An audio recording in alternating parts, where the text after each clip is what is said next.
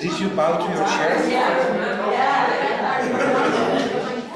At least not wearing my uniform this morning. Do we have to start with an argument? We're not going to argue today. No, we're not arguing here.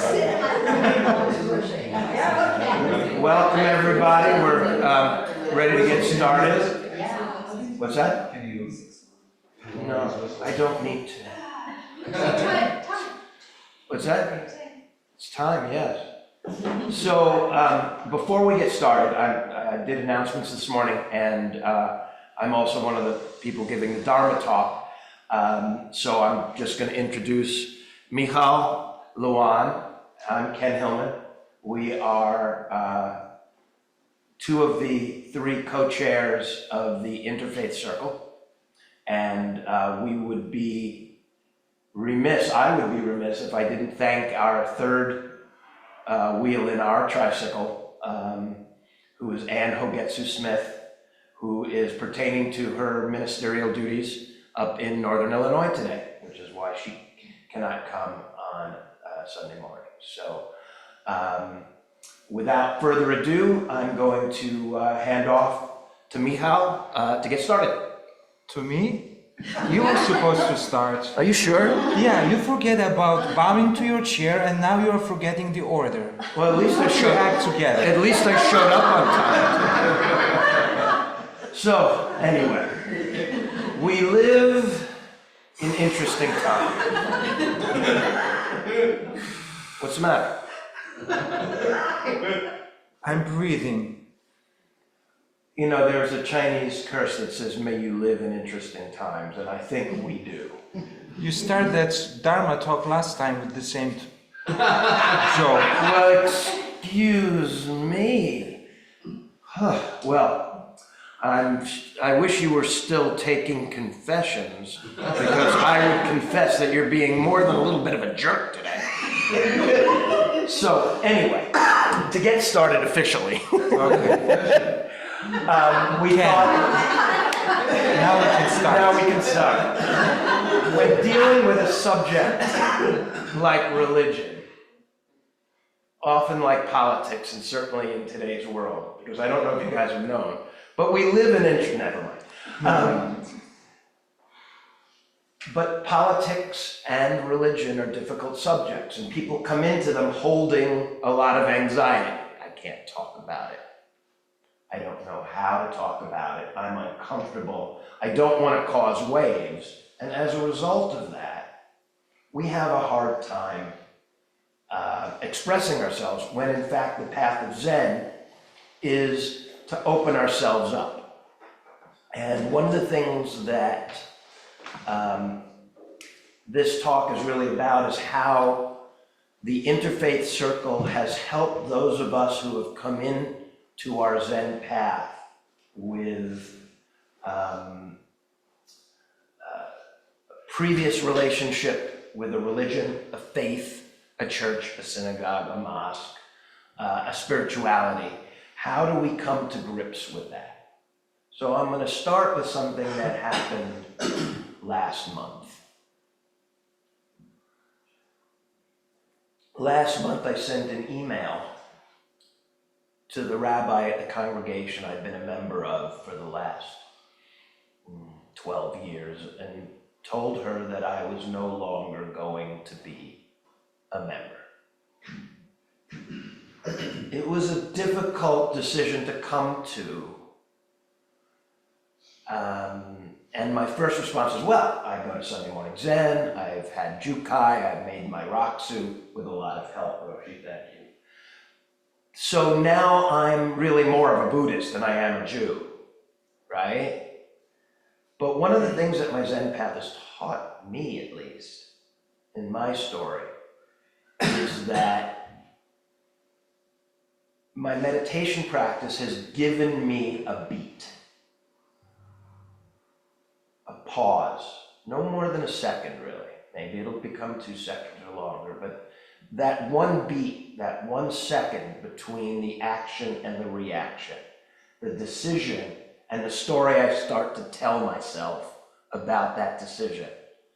I have a second, a pause, and I'm able to then look at it a lot more deeply. And in looking at it a lot more deeply, which is something that has become part of my practice now, I went back to I had a path to my path, and it started during COVID, when I moved into an apartment and kind of had to restart my life. I had lost what was important, I had lost meaning. And one of the people that I started reading heavily was Joseph Campbell. And Joseph Campbell still is a great mythologist. He was a professor at Sarah Lawrence College for decades. And he taught mythology not from a single point of view, but from a worldwide point of view, which was unique at the time, and really dove in. And he defined religion about as well as anybody I have ever read, seen, or heard. So I'm going to tell you, but I wonder, does anybody have any thoughts on what religion is? What's their definition of religion?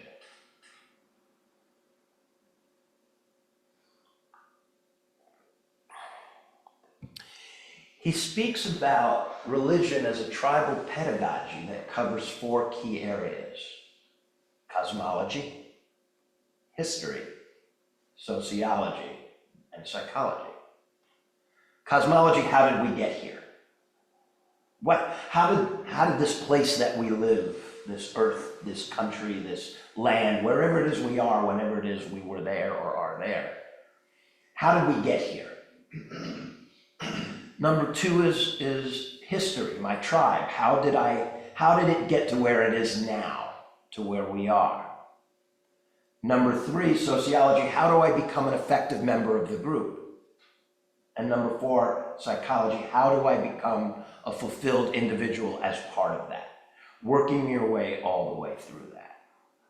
And for me, that was really helpful. And right before he died in 1987, Campbell wrote a book called The Inner Workings of Outer Space.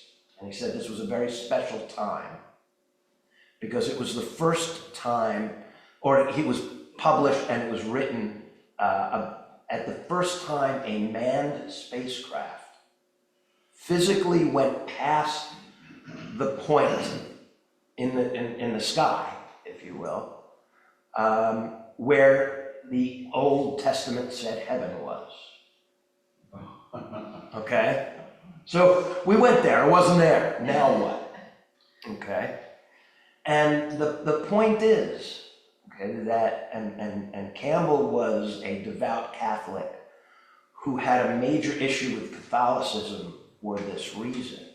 He said, religion can and should change with the times.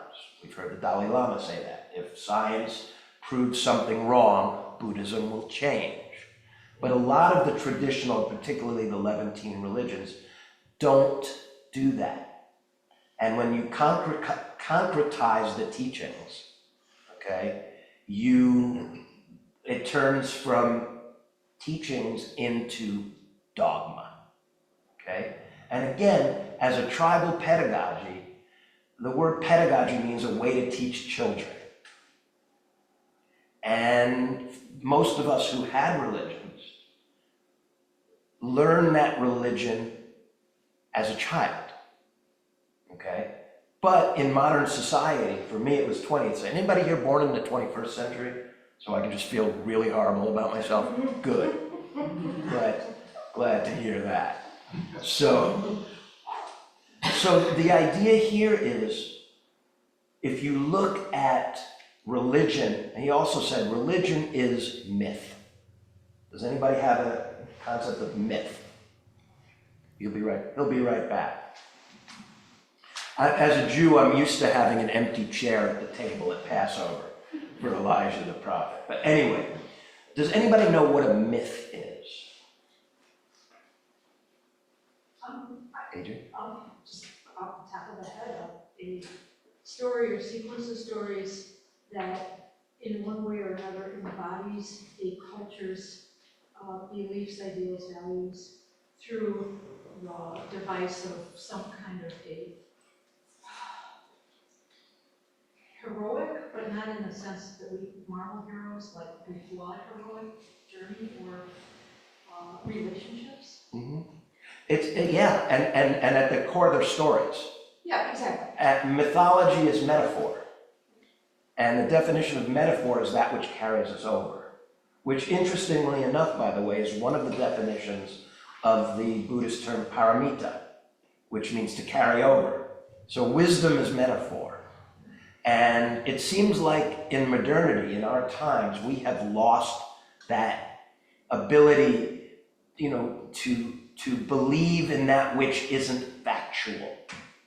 Going back to the 4th century, a philosopher, Sallustius, once said, a myth is something that didn't happen, but is always true. So we have to have, similar to Marvel heroes or Harry Potter, the willing suspension of disbelief. This may not be factually true, but what is the truth behind the fact? And that is very, very hard to do in modern society for a couple of reasons. Okay, number one, it's difficult because our tribes are gone. We've become tribal again, but the actual geographic tribe where we live, the reinforcement, the indoctrination of children into a society has really broken down based upon the Reformation and the Industrial Revolution. Okay? Fathers and the men now go away to work. The household is left without that. Robert Bly writes beautifully about that. So, and then also we have this growth. When we were children, we learned.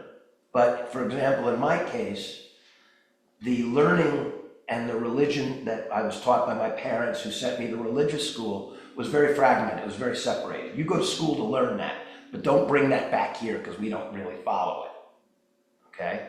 And when you grow up, the one thing a teenager or a young adult does is they start rejecting that which is part of their makeup because they want to break free. But what they also then do is ask a teenager how they feel about hypocrisy, particularly coming from their parents. It's a real issue. So there's this tend to breaking away.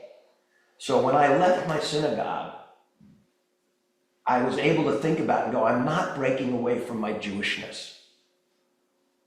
I'm breaking away from a construct, from a congregation that simply no longer suits my needs, not unlike what Shakyamuni Buddha kept doing. He kept moving on from teachers to find something that resonated with him.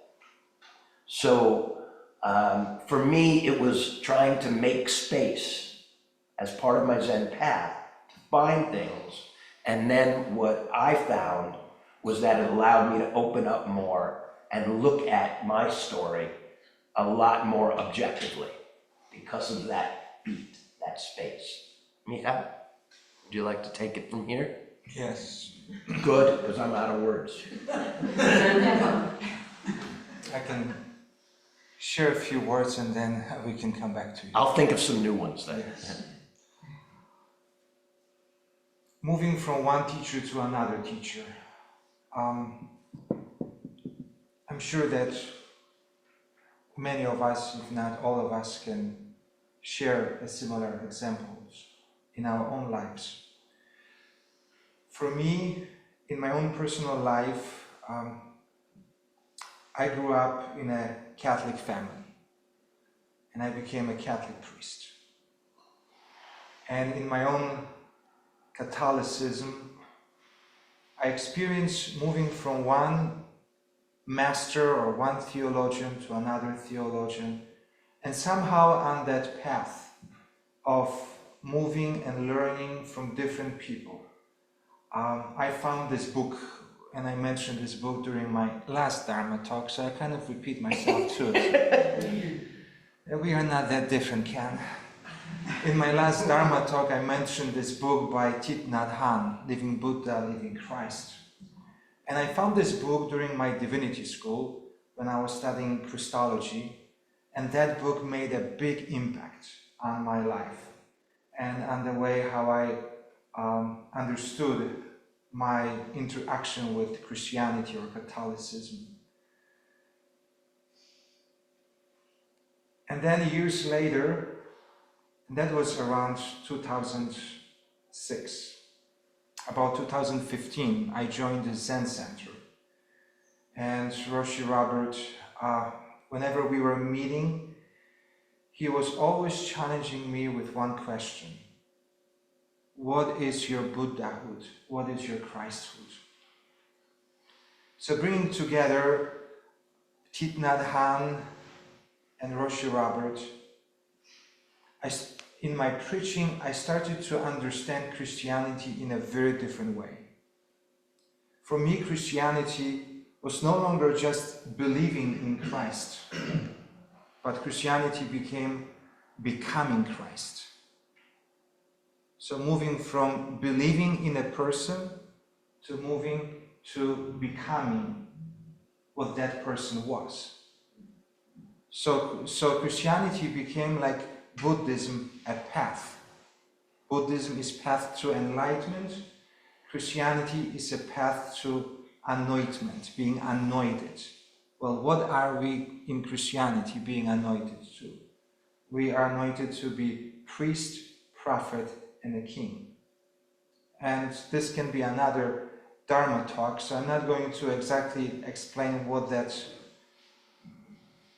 can mean for an individual. But the point that I want to make is that it is through experiencing Thich Nhat Hanh and Roshi Robert that I was able to enter more deeply into the meaning of Christianity. And here I would like to share something from what I call Karishitan Sutra, which is basically New Testament. It's just a Japanese Buddhist version of calling it. But I would like to go to the 5th chapter of the Gospel of Matthew.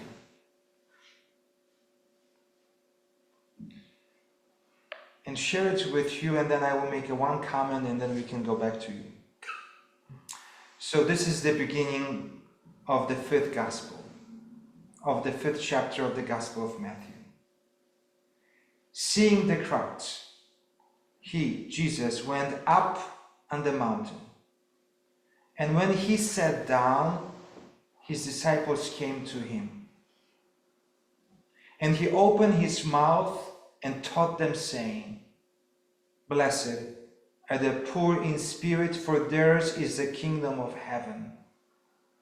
Blessed are those who mourn, for they shall be comforted. Blessed are the meek, for they shall inherit the earth. Blessed are those who hunger and thirst for righteousness, for they shall be satisfied. Blessed are the peacemakers. Blessed are the merciful, for they shall receive mercy. Blessed are the poor in heart, for they shall see God. Blessed are the peacemakers, for they shall be called the sons of God. Blessed are those who are persecuted for righteousness' sake, for theirs is the kingdom of heaven. Blessed are you when others revile you and persecute you and utter all kinds of evil against you falsely because of my account. Rejoice and be glad, for your reward is great in heaven.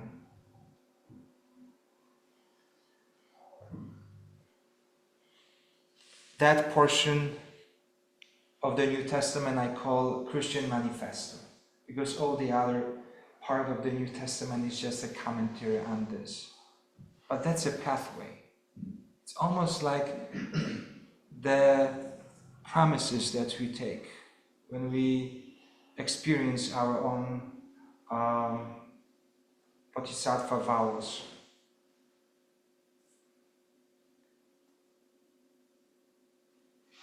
Buddha, Christ, Abraham, Moses. These are pathways. We can worship a person, or we can take a pathway. And Buddhism and Zen taught me that taking a pathway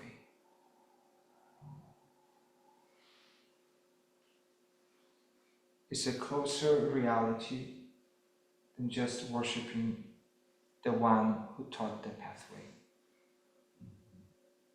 Moving from one teacher to another, or perhaps not so much moving from one to another, but with all the different teachers, bodhisattvas, going deeper into one's own path.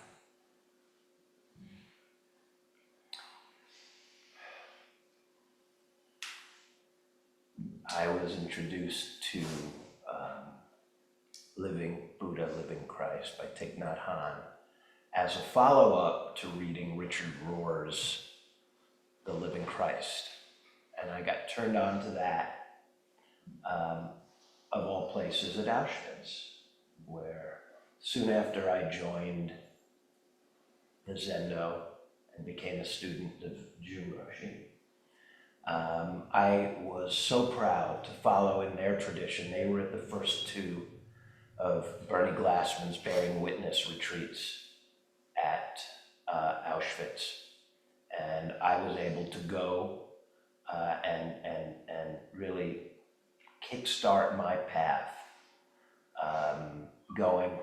feeling like I'm following in the footsteps of my new teacher, but also looking differently at that which I had looked at the entire history. And it's hard to look at situations out of the context of history. And so I met people who were equally on a path, and we started talking about our paths and sharing books. So I started realizing here that the spirituality that we had, the paths we were on, were, it didn't matter as much what path we were on, but that we were on paths, and to share people who are also on a path. And when Michal was talking about the path, I had an image after 9/11. I was in Boulder, Colorado. Could not get home. I was supposed to be flying back. I was living in Michigan at the time. I was supposed to be flying to New York to meet a a good buddy of mine who had just left the company that we were with, and we were going to go to the Mets game. But I couldn't make it to New York, and he couldn't make it out of the second tower. And I remember driving home with my soon-to-be ex-boss, because that was really after that when my life got turned upside down. But I remember driving back, and we passed a minivan filled with men in suits, one of them reading the Wall Street Journal. Don't know where they were going, but they were stuck where they were, and they were on their path. My bond with them when I saw them, just momentarily on the highway, was not dependent upon what direction they were going in, or what road they were taking, or how much road we're going to share together. I bonded with that carload of people because they were on a path to get where they needed to go, and that resonated with me. So getting back to my story, it was actually my rabbi who introduced me to Jun Roshi. And I'm very grateful for that. And I spent 7 years singing in the synagogue choir. And I'm very grateful for that. And if I find another spiritual center that resonates with me as part of my Jewish faith, I will be drawn towards that. I'm open to that, as I'm now trying to live my life open. So I want to kind of stop for a second and talk a little bit about the last Interfaith circle we had on Thursday night. It was, and what I'd like to be able to do, share with you a story from it, and a little bit of an overview. As again, in circles, we don't share details from other people. If you want to know what goes on in one of the circles, come join us. Sorry, that was the marketing circle stewardship that just came out sometimes. So, and I'm grateful to that person. But the prompt that we had was very, very simple. We try to have a prompt when people come in. It makes it comfortable to kind of align and hold that space for each other. But it was memories. That's it. Do you have a memory of something that happened from a religious standpoint, any time in your life? And how has your perception of that memory changed based upon looking at it through the Zen lens? And that would be the lens of being able to deconstruct it and not take it at face value and not protect my identity or who I am. Okay?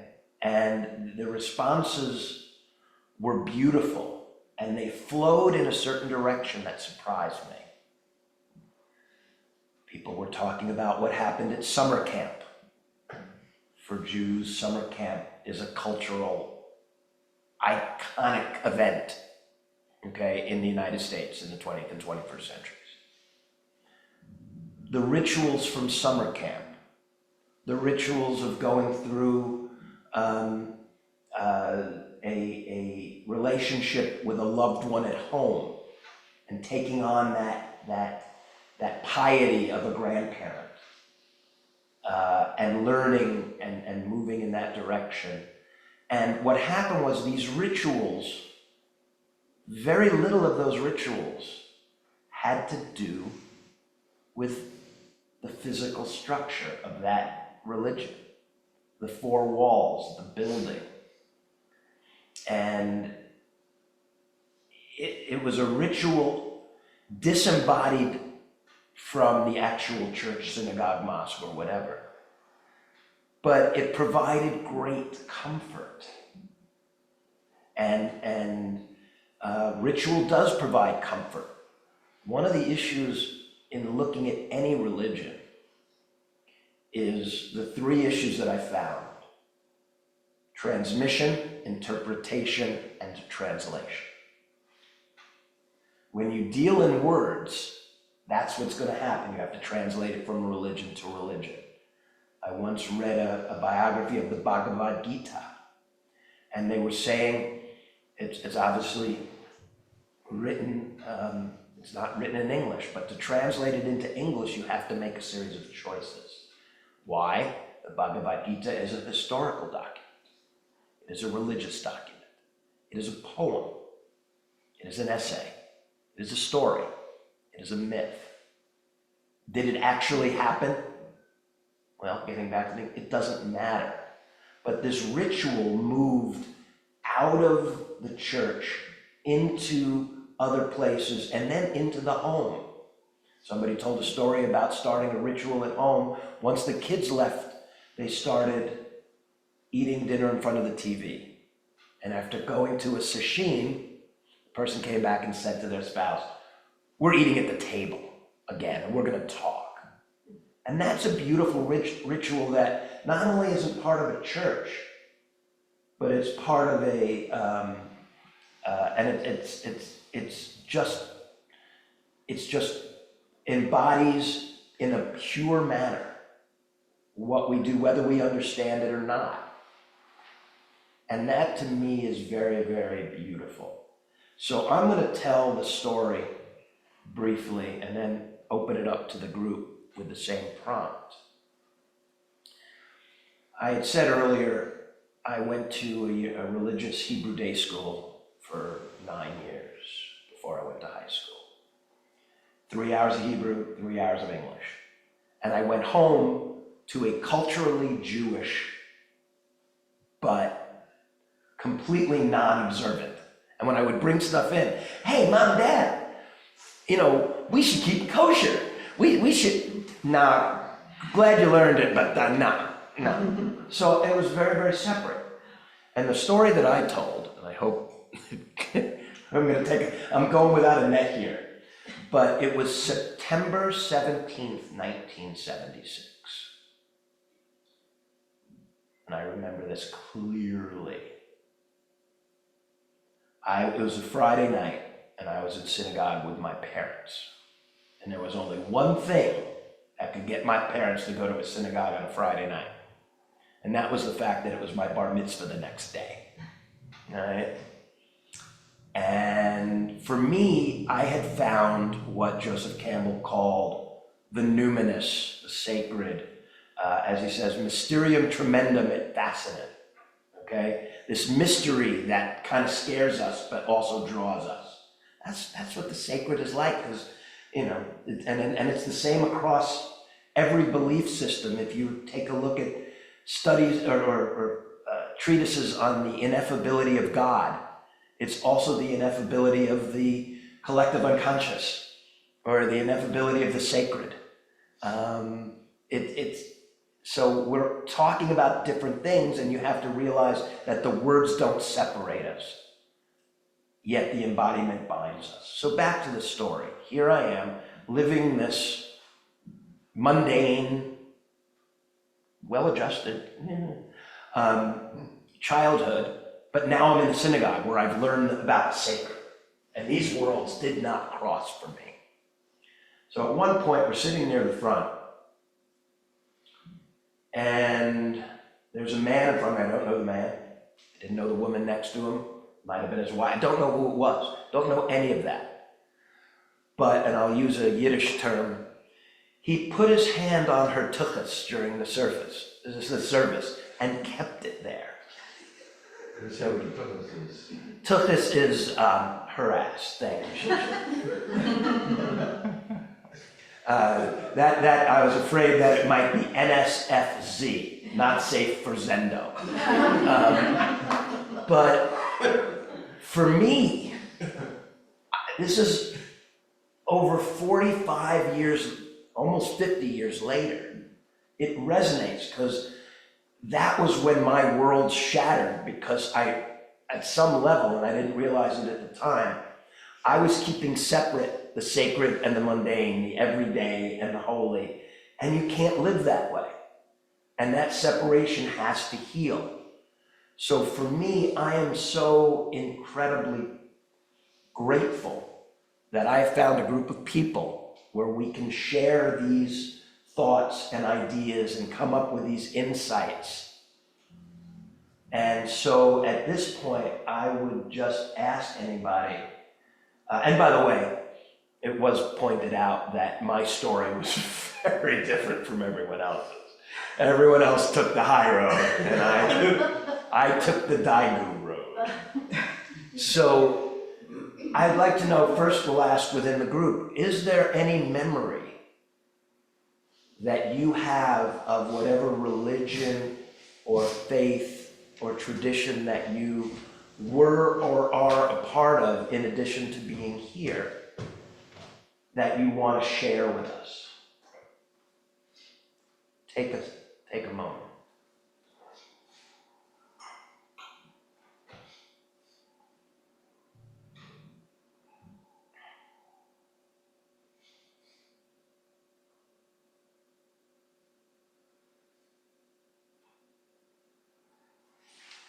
If anybody online wants to jump in while we're thinking and be the first, please do. But keep in mind, this is why we have circles. It is a much more intimate environment with fewer people where we feel comfortable sharing things. So again, anybody? I mean, what jumps into my mind, having been raised also a Jew, father who had been liberated Dachau in World War II. Most of what I remember being brought up is that the world hates us, and that separateness being a target, which was very profound. As foundational, just saying what comes to mind. That's was very much the teaching that I heard. I was born in '51, so it wasn't that many years after liberation, and so there was that separateness. And then I, had that sort of feeling about how religion separated people and how it created my way is the way, your way is not.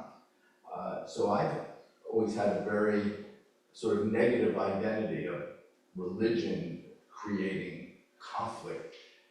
Certainly when I hear the beauty, when you talk of the beauty of the ideas, I wonder, well, where has it failed being integrated in our world? So that's what I think. That's beautiful. I too was raised Jewish. I have two memories I'd like to relate. So after I had my bar mitzvah, May 26, 1956, show you how old I am, I really became religious. I mean, I was there every Friday night, early Saturday morning. For the high holidays, Rosh Hashanah, Yom Kippur, I was there all day until when I was about 15 and a half. It would be 15 and a half. I heard them asking for money during Yom Kippur, the Day of Atonement, where we don't talk about money. We talk about the things that we ask to be forgiven for. But absolutely asking for money, donating to the synagogue, and to Israel, which was a Zionist location where everybody wanted to go. And I thought to myself, I don't want to go to Israel. I like it here. And Israel is the land, and all of this place, all of it, all the lands, and you can imagine what I began to think about was ours. Well, later I said, this just doesn't make sense to me, so I began to back away. The second is a memory of my father saying to me, all Christians are anti-Semitic. And that blew my effing mind. because I had very few Jewish friends. Most of my friends were Christian. At that point, I let go of Judaism as I knew it. And from that point on, I began a search. And how old was I then? My father, I was probably 17 when he said that to me. Just about to leave the house. And I left. Thank you so much. It's funny, my dad and I used to talk about the same thing you brought up.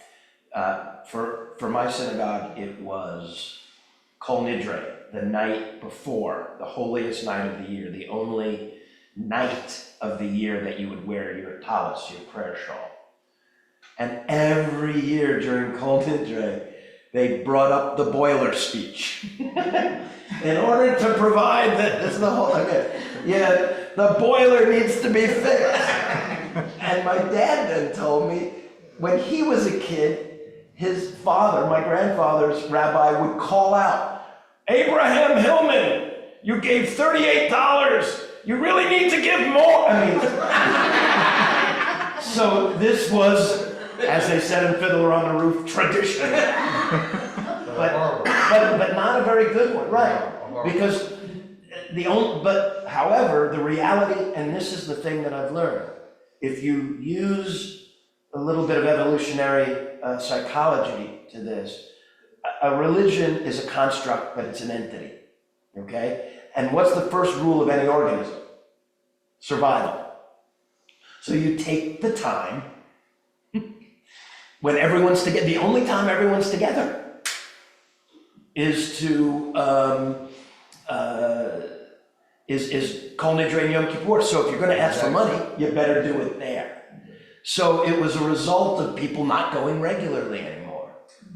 So yeah, and that's a reconciliation I had to go through as well. So anybody else? My story is a little different. I was a child in what I guess you could call an intellectual hippie commune in Hyde Park, Illinois, or Chicago. It was a big house. Wasn't all students, even though you might expect the University of Chicago. It was young professionals. It was multiracial, multicultural. As a child, I learned Japanese stories, Christian stories, all about the Norse gods and the Greek gods, and not too much Christianity, or Judaism, although a lot of that being the milieu, I would go to my friends' houses that were Catholic or Jewish or Christian and learn about that.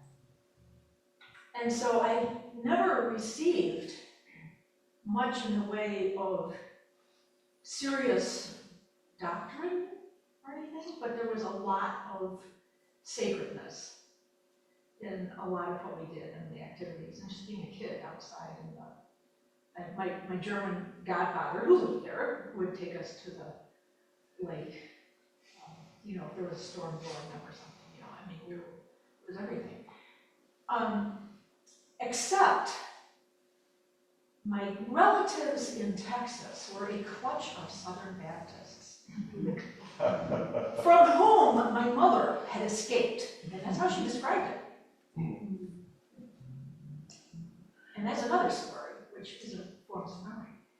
But we would go down there, and I would be with my cousins, and they were all great, and they were all born again, and they would all put all this pressure on me. Well, Jesus. And my grandmother sent me to vacation Bible school. Jesus.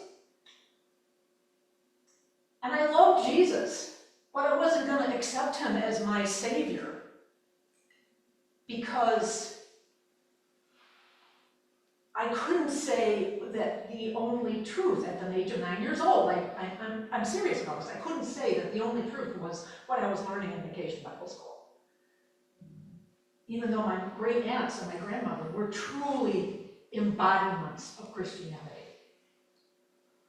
My mother left because my great aunt told her not to treat Black people and talk about Black people the way they were talked about in Sunday school. And that opened her eyes, and so she came on. But I wrestled with this. As a child, it was like, why does stuff. And, you know, then life happened and things happened and I went to college and I still wrestled because I loved the message, as you talked about. Just hearing those verses, you know, brings my soul forward. But I finally understood at that time that you could honor and love, and of course I had started reading Gary Snyder and Buddhist writings, and so I began to love the Buddha too, even though I wasn't practicing because I was a cocky mom, you know, taking your kid up. You know, I did. But it was that feeling, and it was a long time before I could say to myself, yes, you do want to follow these people, their path, and no, you don't have to try to fit yourself into one particular box of doctrine. So anyway, so thank you for listening. I have to tell you, my daughter was a figure skater, so I understand. And I don't speak ill of many religions, I try not to, but Hockey Mom is a cult. And I know that. And you know what? Guess what? I never fit in. Can I ask a question? Sure. So, what's the key Dharma? What's the key Dharma point you're making here?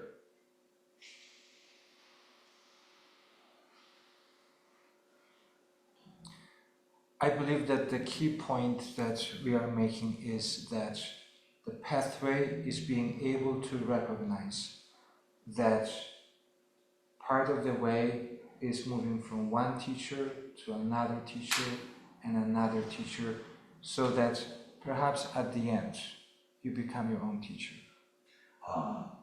Yes, this is, exactly. Because we cannot be enlightened by anything else but ourselves. At the end, it's the pathway that we take that enlightens us. And for me, I've been spending a lot of time bringing stuff up, okay? And when I first started my Zen path, I thought Zen is the tradition that allows me to bring stuff up. So that's the right one. But then I learned, as I've started studying other faith traditions, including my own in a different light, okay? It's very easy to reject your own religion because, again, it's a pedagogy as you grow up. You're rejecting a lot of the childhood trauma, and with that goes the baby with the bathwater, which might be your spirituality. It may not be. All of our paths are different. But when you look, for example, at Christianity in the lens of history, it had a series of decisions that it had to make to become the church that it is. The separation of Rome and Constantinople, okay? The Council of Ghent in the 5th century, I think, where they literally voted that the virgin birth was a scientific fact and not a metaphor, okay? These were decisions that the church made that has nothing to do with Jesus.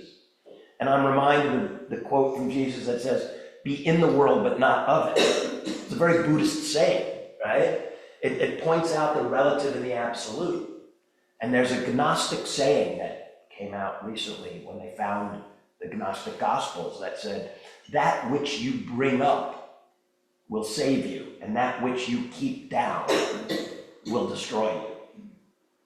And quite honestly, if you look at it from a historical or a historicity standpoint, Christianity wanted to differentiate itself from all other religions, including Buddhism and including Judaism. So they didn't want to sound too Buddhist or too Jewish. They had to create their own space and do that. And that's where the quote from Gandhi strikes me. "I love your Christ, but I do not understand your Christians." And let's not confuse those, okay? So anybody else? We do have a couple more minutes. Anybody online?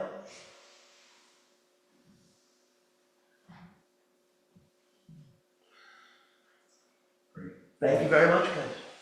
Please join us for kinship in the other room. We have treats and snacks.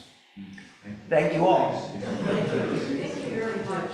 I love that movie, Marie. I'm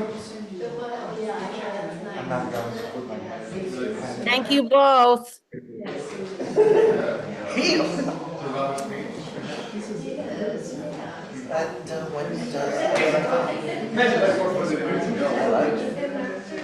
I didn't know we were wearing costumes though.